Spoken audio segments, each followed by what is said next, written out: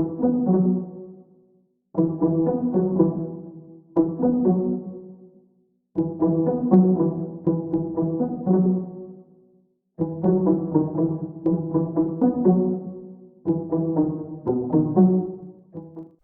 ny eo amin'ny tantaran'ny zavakanto malagasy na ihany koa ny eo amin'ny samy mpanakanto malagasy dia miavaka izany mpanakanto bigemji izany hatramin'ny ela ka mandraky teny androany.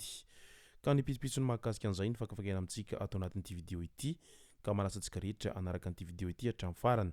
Azadino ny milaiky ny vidéo antsika ary tsarovo hatrany ny miabone amin'ny chaîne antsika mba ahafahanareo manaraka tsy tapaka ny vidéo zay lefa neto isan'andro. Tsy ampendrela mo isika fa avy hatrany tonga de vavany ndao ary.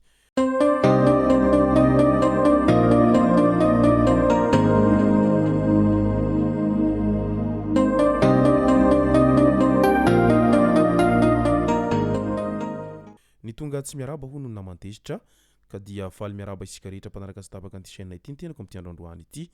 Arakin'izay efa natsipiko zay dia ny mahakasika ny fivoarany mpanakanto bigemji no tena iompanantsika ato anatin'ity vidéo ity. Raha ny mpanakanto bigemji no asiana resaka dia azo lazaina fa mpanakanto izay tena nilofo ary niady mafy teo amin'ny fiainana izany mpanakanto bigemji izany vao tonga amin'izao toerana misy azy izay hitantsika amin'izao ankehitriny izao. Fony mbola nianatra i bigemji dia nahabevoka zanak'olona ary rehefa teraka soamantsara ilay zanany voalohany dia navelany ilay reniny zanany taminy no nitaiza an'izany zanany voalohany izany. Tsy iza moa izay zanany voalohany izay fa isily izay efa miditra amin'ny sehatry ny zavakanto ihany koa amin'izao fotoana izao. Niady mafy bigemji ary tena nilofo satria lehilahy tena ka tsy maintsy miady amin'ny fiainana isan-karazany.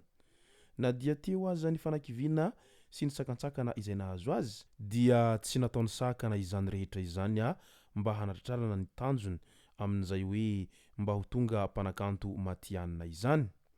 Tsy nisy nanampony rehetra fa ho lasa mpanakanto matianina sy kalaza neka i bigemji tany am-piantohany ary na dia efa namoaka karazan-kira maro aza bigemji dia mbola maro ihany ireo zay tena tsy natoky ny bigemji fa ho lasa mpanakanto kalaza izay. Fa izany rehetra izany dia tsy nataony sakana hiezaka ary hilofo mba ahatonga azy ho tonga eo amin'ny toeran'ny mpanakanto kalaza izany. Zanaky ny sahirana i bigemji ary azo lazaina fa zanaky ny mafiady ihany koa. Na dia eo aza izay fahasahiran'izy ireo zay dia tsy nataony bigemji sakana izany rehetra izany satria araka fitenenana manao hoe tsy misy ny mahafy tsy laitra ny zoto ary raha mbola velonaina dia Samia miezaka mba hanatratra an'izay tanjona izay. Teny ankato sy ny ambohipohiny no tena nahalehibean'ny bigemji raha ny teo amin'ny sehatry ny zavakanto zay no resahana satria raha vantany vao niala avy any an-talahy izy ka niakatra tao Antananarivo renivohitra dia teny ankato teny izy no nipetraka ary niezaka nipetraka tamin'ireo namany moa izy tamin'izay fotoana izay.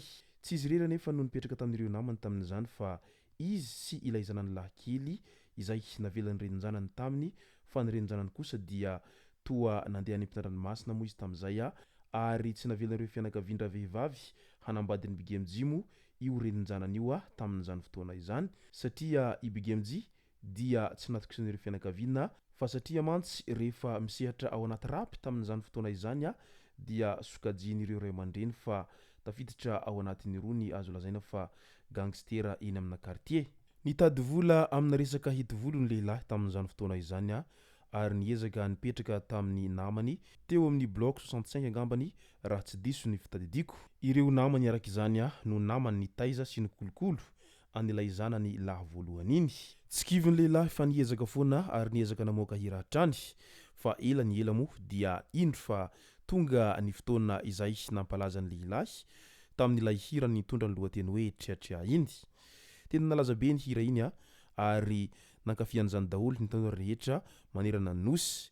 Tsy nijanona teo anefa izy fa niezaka nitady irony tranompamokarana irony fa maro tamin'ireo tranompamokarana tao Antananarivo renivohitra na izay fantatry ny maro amin'ny hoe maison de production no tena tsy nandray any bigemji tamin'izany fotoana izany satria no heverin'izy ireo fa tena tsy ho tafiditra ao anatin'ny commercial mihitsiny izany mpanakanto bigemji izany. Fa eo moa zany ny fiainana dia miainga avy amin'ny nofinofy ary tsy avela hijanona ho nofinofy fotsiny fa araha niezaka dia iny fa mivaly ilay vavaka Ka tonga tamin'izay moa ny mpanakanto BGMG rehefa tonga taty amin'ny taona 2024 izay tena azo lazaina fa taona nampisongadina tanteraka an'izany mpanakanto BGMG zany raha teo amin'ny sehatry ny zavakanto sy ny laza no resahana satria nanomboka teo ny mpanakanto BGMG dia tena hita fa tsy azo atao ninina raha ny teo amin'ny resaky ny zavakanto zay. Niakatra be ny lazan'ny BGMG raha vantany vao namoaka an'ilay hira mitondra ny lohateny hoe mikisakisa iny moa izy tamin'izay fotoana izay. Na ny mpanakanto BGMG aza tsy nanampo iny hira iny halaza tahaka n'iny satria hira izay nosoratan'ny Zokovonjy moa iny hira iny ary nohirainy mpanakanto BGMG tamin'izany fotoana izany. Zokovonjy raha teo moa efa fantatsika tsara fa isan'ny mpanakanto manana ny lazany ary manana ny talentany ary isan'ny tia manosika sy manohana ireo mpanakanto rehetra izay mitady fiarah-miasa aminy, na eo amin'ny lafiny famoronan-kira izany na eo amin'ny lafiny fikarakarana lanonana isan-karazany. Na fanadihana fana moa ny fiakaran'ny lazan'ny BGMG nanomboka teo ary ireny hitantsika ireny moa izany zava-bitan'ny mpanakanto BGMG izany. Feno azy ny Madagasikara iray manontolo ary nalaza hatrany ampitan-dranomasina moa ny tenany nanomboka teo mandraka teny androany.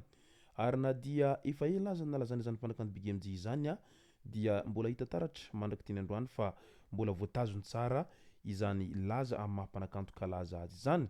Eo amin'ny resaka io zavakanto io mantsy dia mora kely ny hakalaza fa ny hitazona laza no matetika tsy vitan'ireo mpanakanto. Hany ka misy amin'izy ireo malaza kely herintaona dia rehefa avy eo tsy hita tsony sady tsy heno intsony ny toerana misy azy eo amin'izay sehatry ny zavakanto zay. Voapirofo ny BGMG tsara izany hoe maha-mpanakanto kalaza azy zany amin'izao fotoana izao ary voatanany tsara ihany koa ilay anaram-bohitra nomen'ireo olona azy amin'ilay hoe lehilahy manam-bola no izy izay matetika midera vola ao anaty tambazotra tserasera Facebook. Eny ekena ary tsy lavina izany fa tena tia moeraoera ny mpanakanto BGMG fa kosa moeraoera amin'ny zavatra izay ananany. Raha toa ka moeraoera vola izy dia tena volany madiodio io fa tsy volany indramina akory. Ka izy no BGMG malagasy voalohany nanao clip amina fiara tena raitra Tesla Cybertruck sy amin'ny Sipa Amerikianina izay metisy somary mananendrika sinoa any Amerika amin'izao fotoana izao.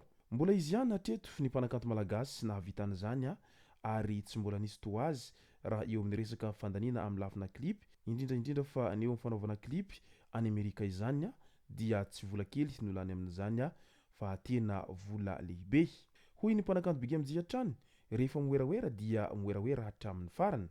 Raha ohatra misy lagy na tsy faly amin'ny moeraoeranao dia problemindreo indray izany fa amin'ny fiainana mandalo ty ataovy izay mahafaly anao ary ny asy nofinofiko tanterahiko fa tsy avelako nofinofo faharirinina fotsiny. Io no havatra izay navelan'ny BGMG raha ny oeraoera ny sary tao anatin'ny clip izay nataony tany Amerika izay moa ny tenany tamin'ity herinandro ity. Izay zay no masaka azona roso tao anatin'ity video ity tompoko lasy tompoko vavy misaotratsika rehetra nanaraka an'ity video ity hatramin'ny farany.